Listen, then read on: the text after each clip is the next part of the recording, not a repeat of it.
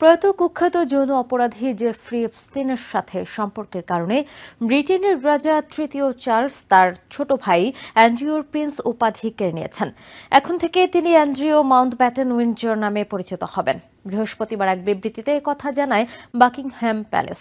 বিবৃতিতে জানানো হয়েছে, প্রিন্স উপাধি হারানোর পাশাপাশি অ্যান্ড্রিউয়ের নামের বরাদ্দকৃত রয়্যাল লজ প্রাসাদের লিজ বাতিলের জন্য একটি আনুষ্ঠানিক নোটিশ জারি করা হয়েছে। তিনি নরফোকের সান্ড্রিংহামে অবস্থিত রাজকীয় এস্টেটে চলে যাবেন। বাকিংহ্যাম প্যালেস বলছে, অ্যান্ড্রিউর বিরুদ্ধে আনা অভিযোগ তিনি অস্বীকার করা সত্ত্বেও রাজা এই পদক্ষেপগুলো নেওয়া প্রয়োজনীয় বলে মনে করেছেন। এর আগে নিজের ব্যক্তিগত জীবন নিয়ে প্রশ্ন ওঠায় এই মাসের শুরুর দিকে অ্যান্ড্রিউ নিজেই ডিউক অব ইয়র্ক সহ তার অন্যান্য রাজকীয় উপাধিগুলো ত্যাগ করেন।